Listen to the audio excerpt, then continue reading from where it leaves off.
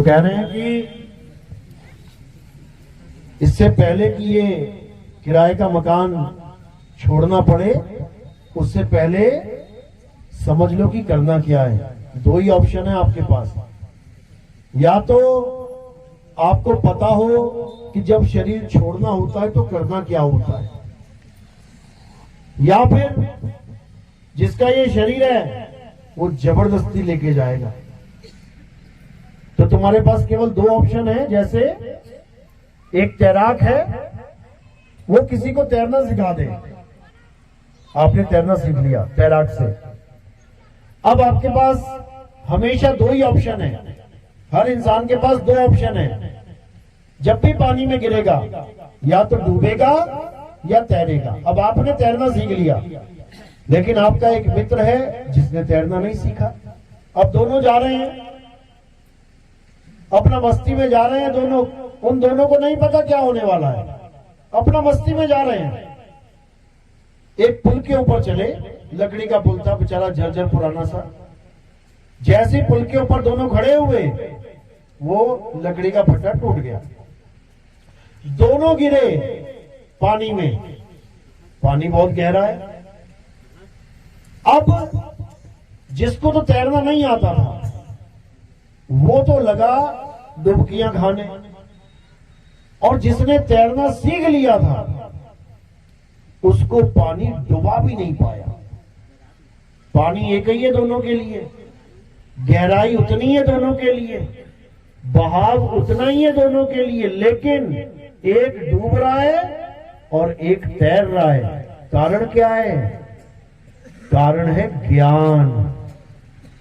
जिसने तैरने का ज्ञान सीख लिया, पानी उसको डुबा नहीं पाया, और जिसने नहीं सीखा वो बेचारा बेमौत मारा गया। बेमौत। पानी में डूबने वाले बेमौत ही मरते हैं।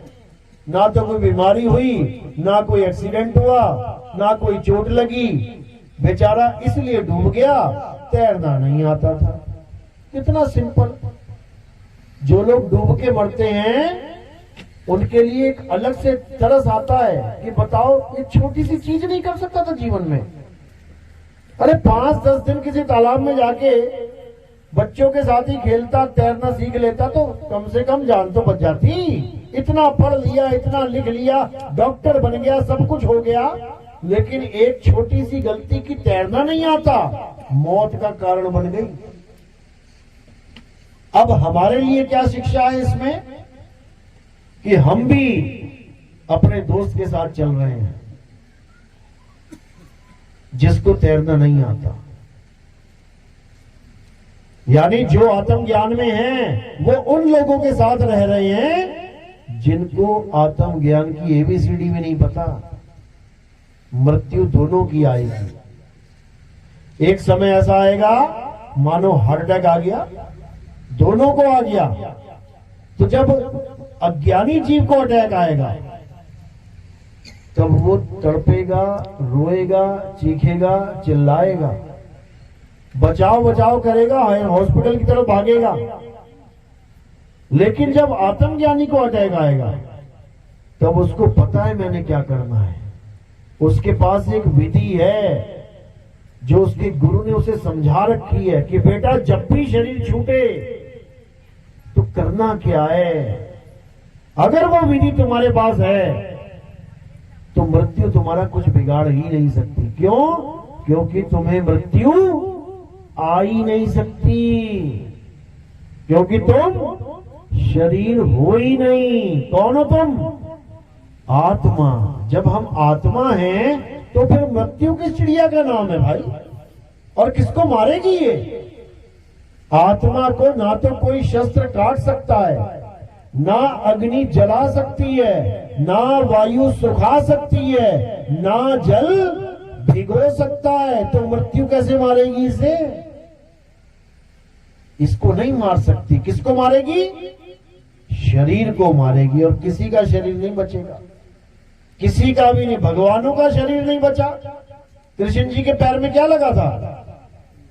तीर लगा था।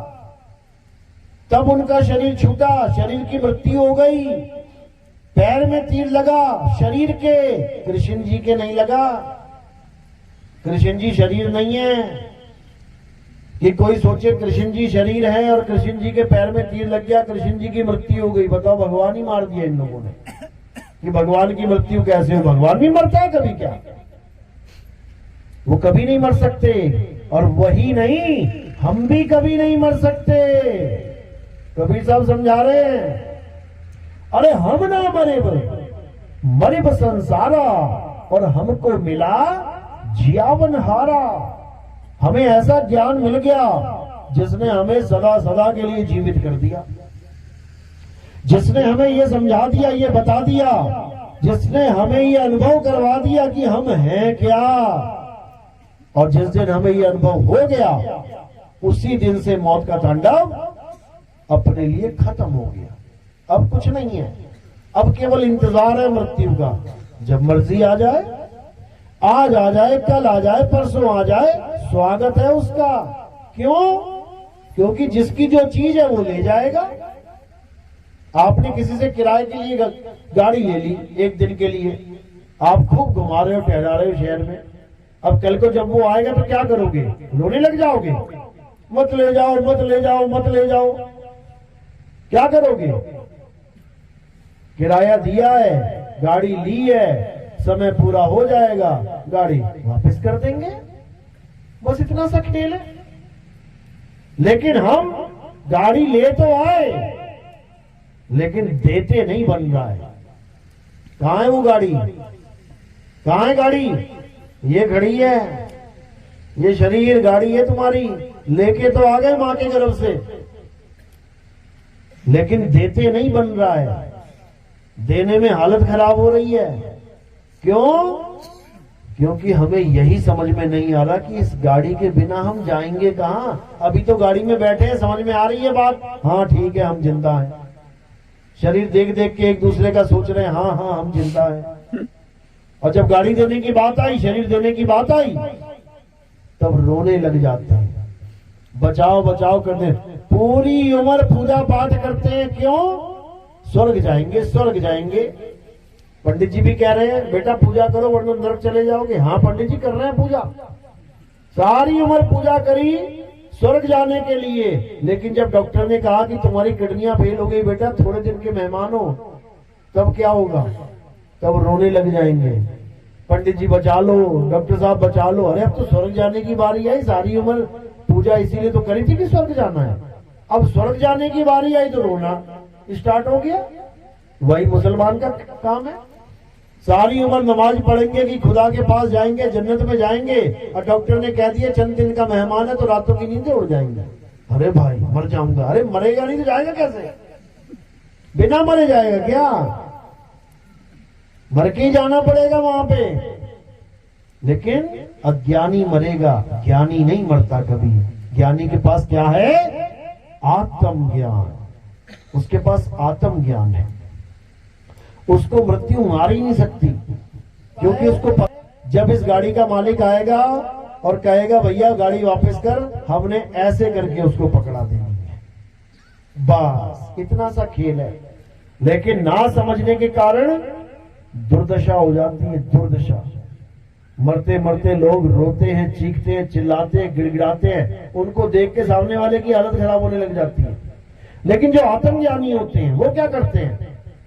कहते हैं जिस मरने से जग डरे मेरे मन आनंद, और मरने पर ही पाइए पूर्ण परमानंद। मरता मरता जग मुआ, और मरना जाने ना कोई, ऐसी मरनी जो मरे अब पौहर न मरना हो। कहते हैं जब आत्मज्ञानी शरीर को छोड़ता है, अपने निज आनंद में छोड़ता है वो, अपने निज आनंद में, अपने आनंद में। और अपने आनंद का नाम क्या है? सतचित आनंद। सतचित आनंद का मतलब ये नहीं कि किसी भगवान का नाम है ये कि जयकारे लगा रहे वो सच्चिदानंद भगवान की जय। ये कोई भगवान नहीं है भाई, ये भगवान नहीं है। सच्चिदानंद का मतलब क्या होता है? सत चित आनंद। जैसे तुम्हें हारमोनियम की आवाज बहुत अच्छी लगती है, तो हारमोनियम क्या है? शब्द है, आवाज है। और तुमने क्या जोड़ा उस शब्द से? अपना चित्त जोड़ दिया। जैसे तुम्हारा चित्त जुड़ा, हारमोनियम की आवाज तुमने सुनी, अब क्या मिलेगा तुम्हें? आनंद। तो भैया कौन से भगवान का नाम है ये? अज्ञानता में लोग उस परम अवस्था को जो तुम्हारी है, अपनी है, निज है, उसको किसी और भगवान का नाम देके जयकारे लगा के प्रसाद खा के घर चले जाते हैं। और जब मृत्यु आती है, कौन आनंद में है भाई? कौन आनंद में है भाई? कोई आनंद में नहीं है। फिर सब रोते हैं, चीखते हैं, चिल्लाते हैं। तो कबीर साहब यही समझा रहे हैं कि जिस दिन तू शब्द से अपने चित्त को जोड़ देगा, आनंद ही आनंद हो जाएगा, तू ही सच्चिदानंद हो जाएगा।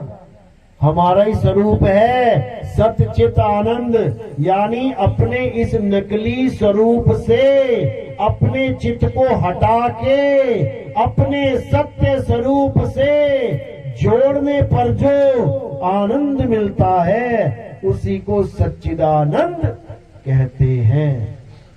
और जब वो सच्चिदानंद स्वरूप प्राप्त हो जाता है, उसके बाद किसी की मृत्यु नहीं होती, अमर हो जाते हो, अमर। और अमर कोई देवी देवता आपको वरदान नहीं दे सकता अमरता का। तुम भोले शंकर को भी प्रकट कर लो ना, तुम विष्णु जी को भी प्रकट कर लो, तुम ब्रह्मा जी को, तीनों को एक साथ भी प्रकट करके वरदान मांग लो कि भगवान मुझे अमर कर दो, मिल जाएगा क्या? अरे बड़े बड़े राक्षसों ने प्रकट कर दिए, बड़े बड़े राक्षस, तुम ना कर पाए, राक्षसों ने कर दिए प्रकट। और क्या मांगा? भगवान मुझे अमर कर दो। तुम्हारे सामने भगवान प्रकट हो जाए, पता है क्या मांगोगे? भगवान मेरी 10वीं का रिजल्ट पास हो जाऊं मैं, भगवान मेरी नौकरी लग जाए, भगवान मेरी शादी हो जाए इस साल, ये मांगोगे। यानी हमारा आईक्यू इतना डाउन है, हमें पता ही नहीं है कि भगवान से मांगा भी क्या जाता है। लेकिन वो राक्षस होके क्या मांग रहे हैं? अमर, अमर कर दो मुझे। तो किसको अमर किया भाई भगवान ने? कहते भगवान सब कुछ दे सकते हैं, एक को ना दिया अमरता का वरदान, एक को तो दे देते। सबको क्या बोल रहे हैं? भाई यहाँ कोई अमर नहीं हो सकता, हम खुद अमर नहीं है, ये तक बोला उन्होंने, हम खुद अमर नहीं है, हमारी भी आयु सीमा निश्चित है। भाई तू कहां से अमर हो जाएगा? कुछ और मांग ले, कुछ और मांग ले। लेकिन राक्षस बड़े बुद्धिमान थे, उन्होंने कहा अच्छा अमर नहीं कर रहे हो, यानी कान सीधे नहीं, अब टेढ़े करके पकड़ते हैं। अब लगा राक्षस मांगने वरदान, ठीक है अमरता का वरदान नहीं देना, ठीक है मैं दूसरा वरदान मांगता हूं। बोले मांग, क्या मांगता?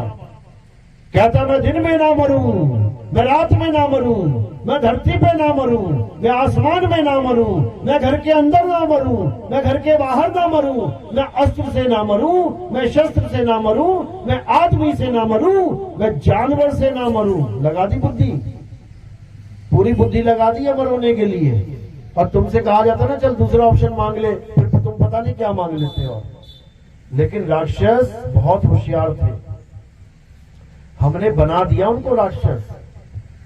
अभी तुम्हें पता नहीं है कि राक्षसों के पास विद्या क्या क्या थी। देवताओं की तो खटिया खड़ी कर देते थे, वो भगा भगा के मारते थे, वो भागे भागे जाते थे देवता लोग। अरे ब्रह्मा जी बचा लो, विष्णु जी बचा लो, शंकर जी बचा लो, सारे टीवी सीरियल देख रखे हैं तुम लोगों ने। लेकिन फिर भी तुम्हें लगता है कि देवताओं की पूजा ज्यादा बड़ी श्रेष्ठ है। जो खुद अपनी रक्षा नहीं कर पा रहे हैं वो तुम्हारी रक्षा क्या करेंगे? तो सारा इंतजाम कर लिया, सारी बुद्धि लगा ली अमरता की। और ये बुद्धि कौन दे रहा है उन्हें पता है?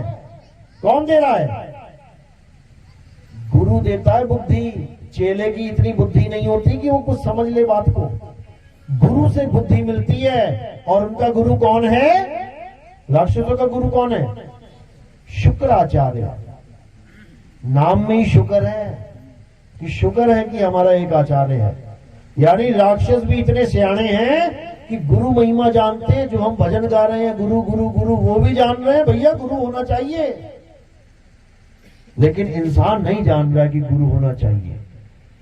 वो कहता है कौन गुरु, कैसा गुरु? अरे गुरु भी तो मेरी तरह ही है, मैं भी 5 तत्व का, वो भी 5 तत्व का, कौन गुरु, कैसा गुरु? नहीं चाहिए कोई गुरु। ये इंसान की हालत है।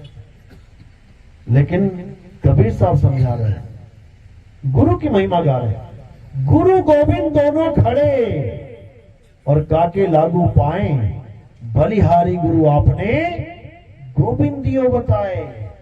कहते हैं वो परमात्मा भी उसकी मदद नहीं करता जो गुरु धारण नहीं करता। सारा ज्ञान आपके अंदर है, हीरे के अंदर ही चमक है, लेकिन जब तक जौहरी के हाथ में हीरा ना आ जाए ना, और वो उसको अच्छे से तराश ना दे, कौड़ियों के भाव जाता है वो। और जिस जौहरी ने तराश दिया हीरा, फिर वो अनमोल हो जाता है। समझ लो, सारा ज्ञान आपके पास है, यहां तक कि आत्म तत्व भी आपके पास है, लेकिन फिर भी 184 भुगत रहे हैं सारे। जन्मों जन्म बीत गए, युगों युग बीत गए, आज भी यहीं बैठे हुए सारे। क्यों? कारण क्या है? परमात्मा को दया नहीं आ रही कि इतने 184 में भटका दिया हमें, भटक भटक के मर मर के जन्म जन्म के फिर बैठे हैं, फिर मर जाएंगे। मिल क्यों नहीं जाता? नहीं मिलेगा। उसने नियम ये बना रखा है कि जब तक कोई गुरु धारण ना करे, तब तक उसको मैं प्राप्त होने वाला नहीं हूं। ये उसका नियम है, और वो नियम नहीं तोड़ता। वो नियम नहीं तोड़ता। जैसे संविधान का नियम है ना, नियम नहीं टूटेगा। चाहे जज के पिताजी ने कत्ल क्यों ना किया हो, तो वहां पे जज का पिता नहीं ट्रीट किया जाएगा, वहां पर कातिल ट्रीट किया जाएगा। वो नियम नहीं तोड़ सकता, वो बंधन में है संविधान के। इसी प्रकार परमात्मा ने भी ये संविधान बना रखा है। संविधान यानी संविधान, सम यानी सबके लिए समान, सबके लिए समान विधान। कि जो गुरु धारण नहीं करेगा वो जन्मेगा, मरेगा, धक्के खाएगा। यहां तक कि राम जी और कृष्ण जी, जिनको भगवान मानते हैं सब, उन्होंने भी गुरु धारण कर रखा है। और जो राम और कृष्ण जी को मानते हैं वो कहते हैं हमें क्या जरूरत है गुरु की? अरे तुम्हारे भगवान जी ने गुरु धारण कर रखा है, उनको क्या जरूरत थी भाई? राम जी ने वशिष्ठ को गुरु बनाया, कृष्ण जी ने संदीपन जी को गुरु बनाया, उनको क्या जरूरत थी? वो तो खुद ही बैकुंठ में बैठे हुए हैं, ना भी बनाएंगे तब भी लीला करके बैकुंठ चले जाएंगे। गुरु की क्या जरूरत है? गुरु की जरूरत इसलिए है क्योंकि उन्हें भी मुक्ति चाहिए मेरे भाई। ब्रह्मा विष्णु महेश जी को भी मुक्ति चाहिए, इसलिए गुरु धारण करके बैठे हैं। उनके पास भी मुक्ति नहीं है। क्यों मुक्ति नहीं है? कारण क्या है? क्योंकि ब्रह्मा जी, विष्णु जी, महेश जी को जो कार्य सौंपा गया है, क्या कार्य उनका? हे ब्रह्मा तुम सृष्टि रचना करो, हे विष्णु तुम सृष्टि का पालन करो, हे शंकर तुम सृष्टि का नाश करो। ये तीनों काम मिले हुए तीनों को। अब इनमें से अगर एक की भी मुक्ति हो जाए, मुक्ति का मतलब होता है काम धाम छोड़ के मुक्त अवस्था में आ जाना, तो सृष्टि चलेगी क्या? चलेगी सृष्टि? ये खत्म हो जाएगी। ब्रह्मा जी पैदा ही ना करें सृष्टि में, बच्चे ही पैदा ना करें, तो कैसे चलेगी भाई? चलो बच्चे पैदा कर दिए ब्रह्मा जी ने, विष्णु जी पालन ना करें, खाने को एक दाना ना मिले, तो क्या होगा? पैदा होते रहेंगे, भूख के मारे मरते रहेंगे। चलो ब्रह्मा और विष्णु जी ने दोनों जी काम कर दिया, पैदा भी कर दिया, पाल भी दिया, वो संगार ही ना हो, तो क्या होगा? भगदड़ मच जाएगी। इसलिए ये तीनों ही कार्य बहुत जरूरी है सृष्टि में। और ये तीनों कार्य को करने वाले कौन हैं? ब्रह्मा जी, विष्णु जी और महेश जी। तो इनकी मुक्ति नहीं हुई है, समझ लो इस बात को। और ना ये किसी को मुक्ति दे सकते हैं, क्योंकि इनका काम ही जन्म मरण करना है। मुक्ति किसको देंगे ये? मुक्ति देने का काम किसका है? केवल एक है जो मुक्ति दे सकता है। वो कौन है? वो है परम पिता परमात्मा, जो सबका पिता है। जिसका कोई और पिता नहीं है, सबका पिता है वो, वही मुक्ति दे सकता है केवल। उसी को संतों की भाषा में शब्द गुरु कहते हैं। शब्द गुरु सुरत धुन चेला, यानी जब हम शब्द गुरु के चेले बन जाएंगे गुरु से ज्ञान प्राप्त करके, तब शब्द गुरु हमारी पूरी जिम्मेदारी ले लेगा, पूरी जिम्मेदारी। यानी अब तुम्हें वो 84 में जाने नहीं देगा, लेकिन कब? जब तुम मर्यादा में रहोगे। तो साहिब क्या समझा रहे हैं? अरे गुरु को सिर पे राखिए और चलिए आज्ञा माही, और कहे कबीर दास को ये 3 लोक भय नहीं। कहते हैं तुमने गुरु धारण कर लिया लेकिन तुम मर्यादा में नहीं चले, बेटा कुछ नहीं मिलेगा। धक्के 84 के धक्के मिलेंगे। जैसे तुमने बच्चा तो पैदा कर लिया, सबने किया है, लेकिन बच्चे ने नाक में दम कर दिया बाप के। दुनिया भर का गांजा, दुनिया भर का दारू, चिलम, जुए का अड्डा बना दिया घर को। तो बाप भी देखेगा कि यार कैसा कपूत पैदा कर दिया ये मैंने। तो बाप क्या करेगा फिर? सारी प्रॉपर्टी से बेदखल। अब वो कितना ही चीखे मारते रहे, मैं तेरा बेटा हूं, मैं तेरी प्रॉपर्टी का वारिस हूं, तेरी प्रॉपर्टी मुझे ही मिलनी चाहिए, मैं इकलौता बेटा हूं। मिलेगी क्या? मिलेगी?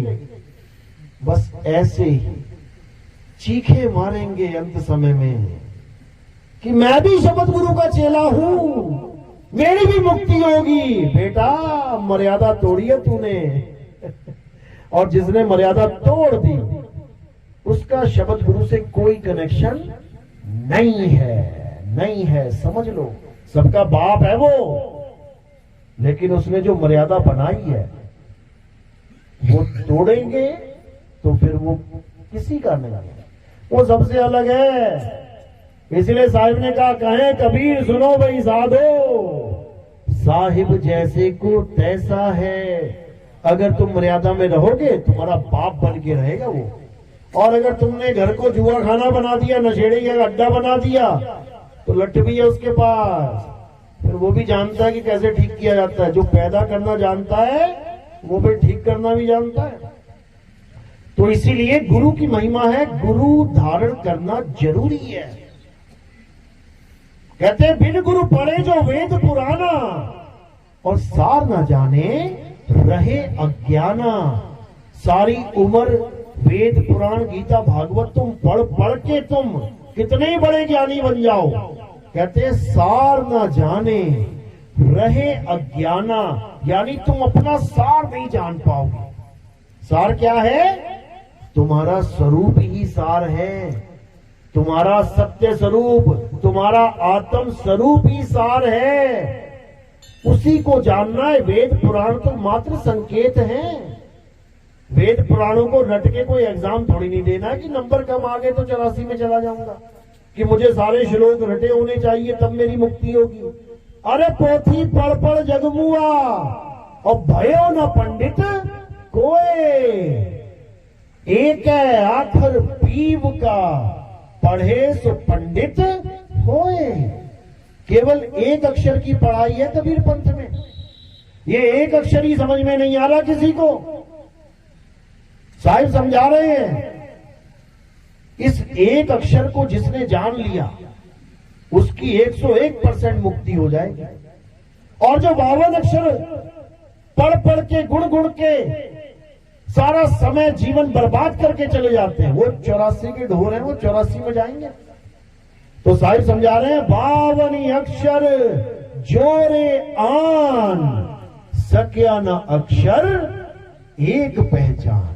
बस एक अक्षर की बात है, ये सारा संसार एक हो जाएगा अगर उस एक अक्षर को जान ले। हिंदू जान ले, मुसलमान जान ले, सिख जान ले, ईसाई जान ले, सारे एक हो जाएंगे। अलग क्यों हो गए? इन्हीं अक्षरों की वजह से। हिंदू को कौन सा अक्षर प्यारा है? राम, कृष्ण, सीता, हनुमान, ये वाले अक्षर प्यारे हैं हिंदू को। मुसलमान को अल्लाह, खुदा, रब्बुल आलमीन। क्या ये अक्षर ही तो हैं। हिंदू भी अक्षरों में, मुसलमान भी अक्षरों में, सिख भी अक्षरों में। उसका कौन सा अक्षर है सबसे प्रिय? वाहे गुरु। क्या है ये?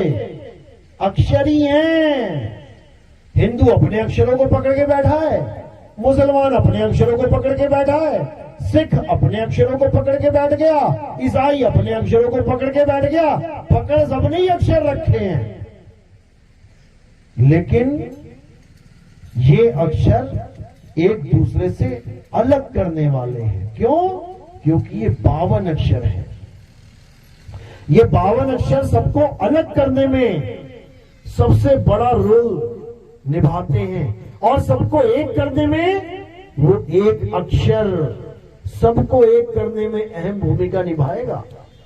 और वो एक अक्षर क्या है? वो आपकी आत्मा है। और ये 52 अक्षर कहां से पैदा होते हैं? इसी आत्म तत्व से पैदा होते हैं। ये सारे अक्षर कहां से निकल रहे हैं? ये आत्म तत्व की वजह से निकल रहे हैं। आत्म तत्व शरीर से अलग तो सारे अक्षर खत्म। अब बोल के दिखाओ जय श्री राम। मुर्दे से बुलवाओ अल्लाहू अकबर। सिख से मुर्दा है उससे बुलवा, बोल भैया वाहेगुरु। कोई ईसाई है उससे बोल जरा गॉड यीशु मसीह। क्या बोलता है? बोल के दिखा। कोई ना बोल पा रहा है। क्यों? क्योंकि वो एक अक्षर शरीर से जुदा हो गया।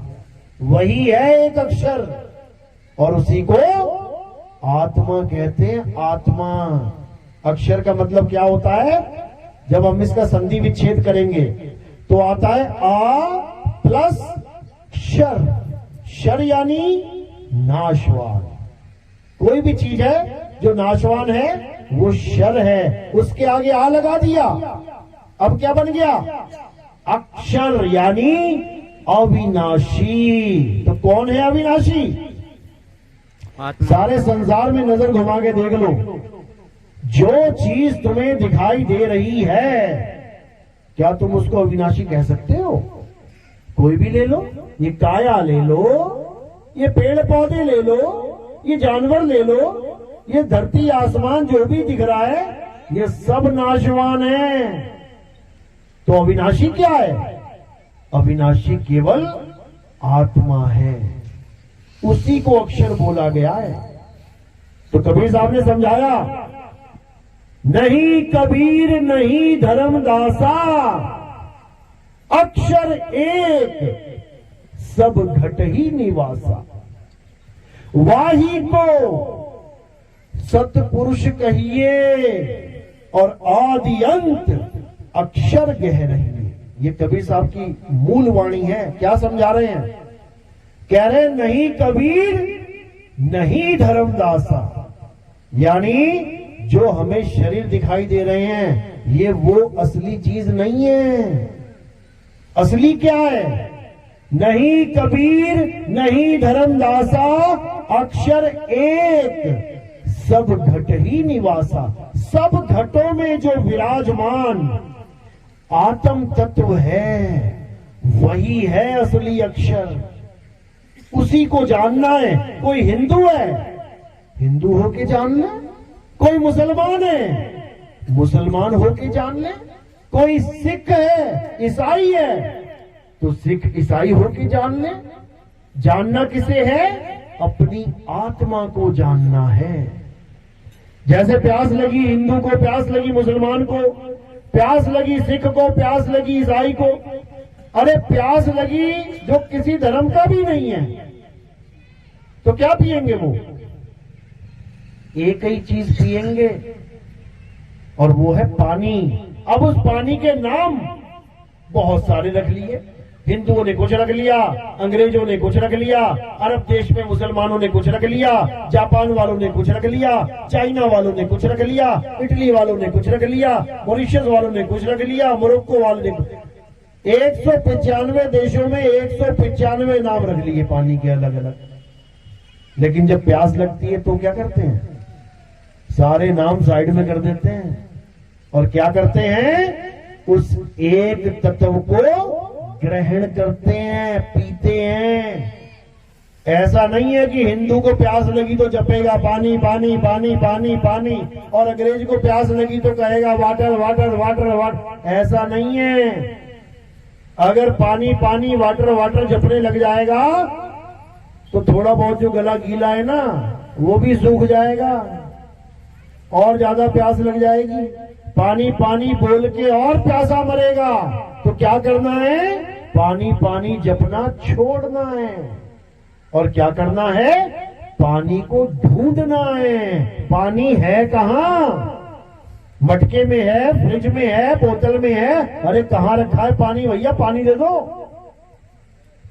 कहने का मतलब वो एक अक्षर यानी वो एक आत्मा जो सब में विराजमान है उसके ज्ञान को प्राप्त करना है, ना कि उसने जो शरीर धारण कर रखा है उन शरीरों के नाम जपने हैं। आज हम भगवान के नाम पे क्या कर रहे हैं? हिंदू गुरु मिल गया, कहता है राम राम जपो। राम राम है कौन? शरीर। शरीर को राम समझ लिया है। अरे शरीर को चला कौन रहा है? आपके शरीर को कौन चला रहा है? आत्मा। हमारे शरीर को कौन चला रहा है? आत्मा। राम जी के शरीर को कौन चला रहा है? आत्मा। कृष्ण जी के शरीर को कौन चला रहा है? आत्मा। अर्जुन के, भीष्म पितामह के, नकुल के, सहदेव के, सीता के, राधा के, सबके शरीरों को कौन चला रहा है? आत्मा। अब हम आत्मा का तो ज्ञान प्राप्त ना करें, लेकिन आत्मा की वजह से जो शरीर चल रहा है उस शरीर के नाम जपने लग जाएं तो कौन ज्ञानी कहेगा हमें? आपके पास भी आत्मा, मेरे पास भी आत्मा। मैं अगर आपको आपका आत्म ज्ञान दूं, समझ में आता है कि मैंने आपको आत्म ज्ञान दिया, लेकिन मैं अपने शरीर का नाम जपवाने लग जाऊं, जपो नितिन नितिन नितिन नितिन सुबह शाम, तो ये कोई ज्ञान नहीं है भाई। आत्मा ने कई शरीर धारण किए और कई शरीर छोड़ दिए। किस किस का नाम जपोगे? किसके नाम जपोगे? पहला अवतार विष्णु जी का कौन था? मछली अवतार था, मत्स्य अवतार कहते हैं जिसे। तो उस आत्मा ने मछली का शरीर धारण कर लिया, छोड़ दिया, धारण किया, छोड़ दिया। अब दूसरा अवतार वो कौन सा है? कछुए का अवतार है, कुर्म अवतार। जो समुद्र मंथन हुआ था ना, तो उसी कछुए के पीठ के ऊपर पहाड़ रखा गया था। विष्णु जी का दूसरा अवतार है वो। यानी आत्मा ने इस बार मछली का ना पकड़ के कछुए का शरीर धारण कर लिया, धारण किया, छोड़ दिया। अब तीसरा अवतार वो कौन था? वराह अवतार। जंगली सुअर का अवतार धारण किया, जिसके आगे 2 दांत लगे होते। उन दांतों के ऊपर क्या रखा? पृथ्वी रखी, और पृथ्वी को बचा के लेके आए। तो उस आत्मा ने अब कौन सा शरीर पकड़ा? वराह का शरीर पकड़ा, छोड़ दिया। अब उसके बाद उसी आत्मा ने नरसिंह का शरीर पकड़ लिया। आधा आदमी आधा जानवर, शरीर पकड़ा, छोड़ दिया। यानी 4 अवतार ऐसे हो गए जो शरीर धारण किया, छोड़ दिया। तुमने एक बार भी नाम नहीं जपा उसका। बता दो किसी ने जपा हो? उसके बाद फिर वामन अवतार धारण किया। उसके बाद फिर परशुराम अवतार धारण किया। एक बार भी तुमने नाम ना जपा होगा। वामन वामन वामन वामन, परशुराम परशुराम परशुराम, एक बार भी नहीं जपा होगा। लेकिन उसके बाद जब राम जी का अवतार धारण किया और कृष्ण जी का अवतार धारण किया, तो तुमने क्या किया? तुमने उसको पकड़ लिया, चिपक गए जाके।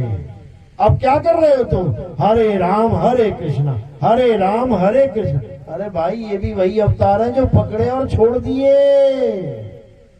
छोड़ दिए। जब तुम्हें किसी और अवतार का नाम जपने की जरूरत नहीं पड़ी, सारे काम सिद्ध होते गए, तो इनकी भी जरूरत नहीं है मेरे भाई।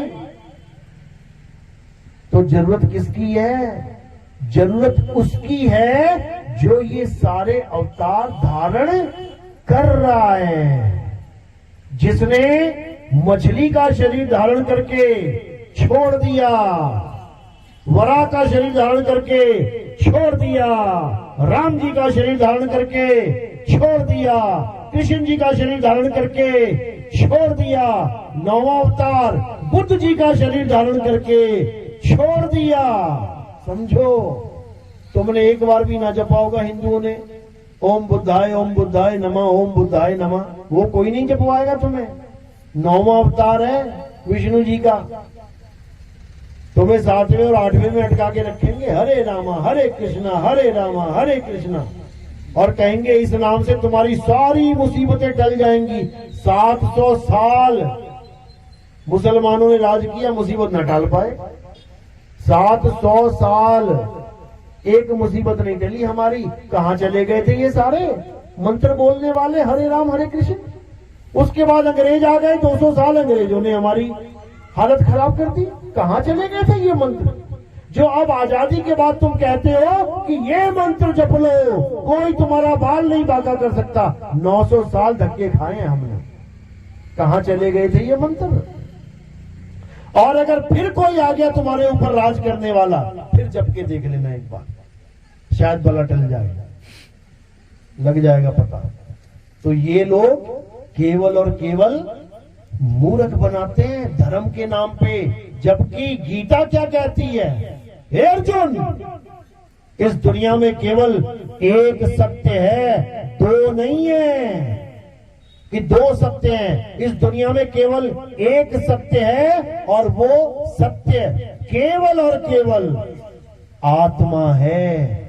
पढ़ो गीता अच्छे से।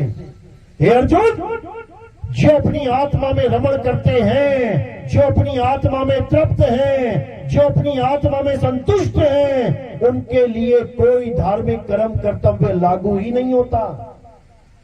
वो किसी मंदिर में ना जाए, किसी गुरुद्वारे में ना जाए, किसी चर्च में ना जाए, किसी मस्जिद में ना जाए, तब भी वो सबसे बड़ा धार्मिक, सबसे बड़ा ज्ञानी कहलाएगा। क्यों? क्योंकि उसे आत्मा का ज्ञान प्राप्त हो गया है। बड़े बड़े धुरंधरों को आत्मज्ञान प्राप्त नहीं हुआ। अध्याय 3 17वां श्लोक अच्छे से पढ़ लेना। आजकल तो इंटरनेट का जमाना है, किताब खोलने की भी जरूरत नहीं है।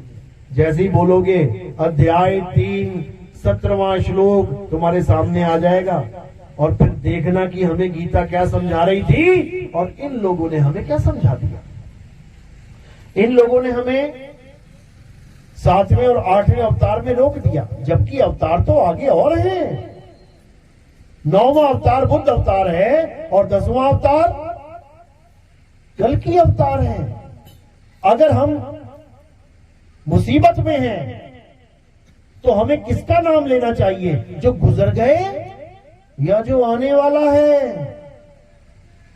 किसका नाम लोगे? तुम्हारे दादाजी, तुम्हारे पिताजी गुजर गए, तुम भी बूढ़े हो गए हो, अब तुम्हारा सहारा कौन बनेगा? जो तुम्हारे बाद आया है, तुम्हारा बेटा तुम्हारा सहारा बनेगा। तुम्हारे पिताजी दादाजी सहारा नहीं बनेंगे, वो तो निकल लिए, चले गए वो तो इसीलिए जो आने वाले हैं कल्कि अवतार, अब उनका नाम जपना शुरू करो, तब कहो कुछ बन जाए तुम्हारा, नहीं तो कुछ बनने वाला नहीं है। राम जी कृष्ण जी के सहारे हम लोग 900 साल गुलामी में जिए हैं। भगत सिंह जैसों ने अपनी शहीदियां दी हैं, तब जाके देश आजाद हुआ है। किसी पंडित जी ने हरे राम हरे कृष्णा करके आजादी नहीं दिलवा दी, समझ लो।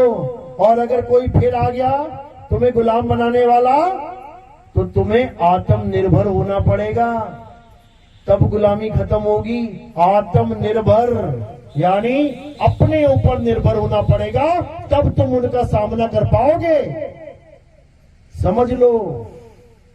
लेकिन समझ में नहीं आती ये बातें, क्यों? क्योंकि पुरानी इतनी धूल पड़ चुकी है ऊपर कि अब छटने का नाम नहीं ले रही है। इन्हीं नादानियों की वजह से हमने अपने देश की इतनी संपत्ति खोई है कि तुम सोच भी नहीं सकते। तुम्हें पता है हमारा देश सोने की चिड़िया कहलाता था, सुना है ना, सोने की चिड़िया। अब कौन सी चिड़िया बन गया है? अब मिट्टी की चिड़िया भी नहीं रही है, सोने की चिड़िया कहलाता था। गरीब से गरीब आदमी भी सोने की थाली होती थी उसके घर में, चांदी की चम्मच होती थी उसके घर में। घर में छोड़ो, गांव गांव के चौक पे 20-20 किलो 50-50 किलो की सोने की मूर्तियां होती थी भगवानों की, समझ लो।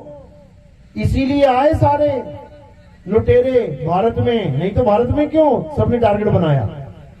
जब वो घूमने आए उन्होंने देखा, अरे बाप रे बाप, अरे भाई हर जगह सोना ही सोना है, मंदिर में घुसो तो सही, ये हीरा लगा है, पन्ना लगा है, रतन जड़े हुए हैं और कोई चौकीदार भी नहीं है।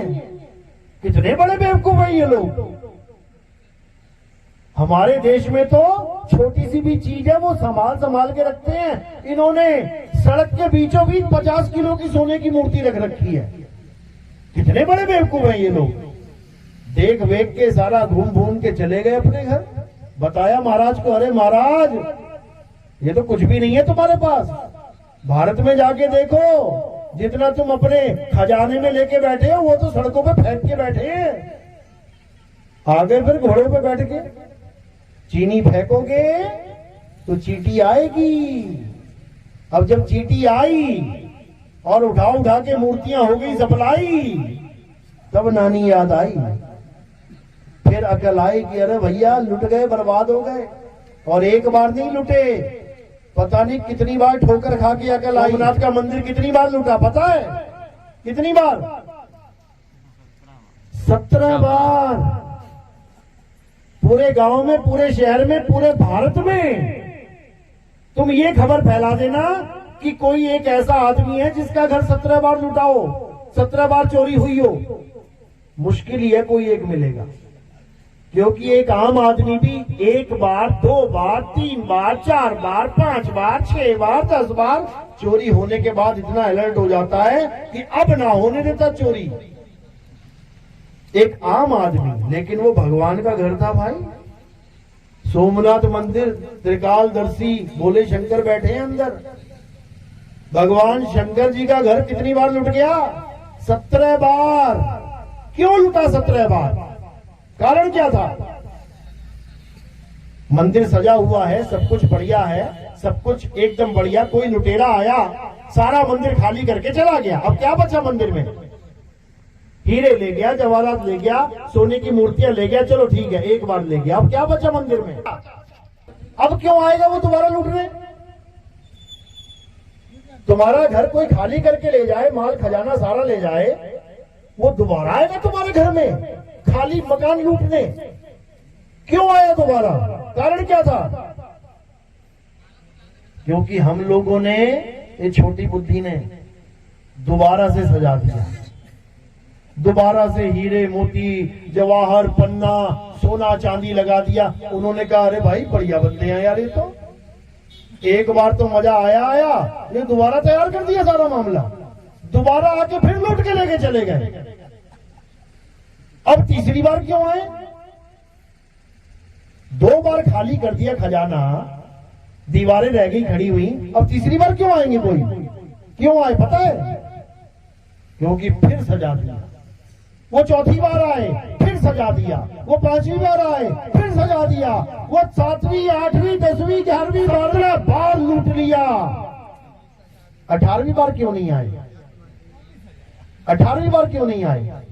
अब अकल आ गई, ये भैया इसको नहीं सजाना है। फिर क्या किया? फिर पत्थर का शिवलिंग रख दिया वहां पे, आओ लूटो,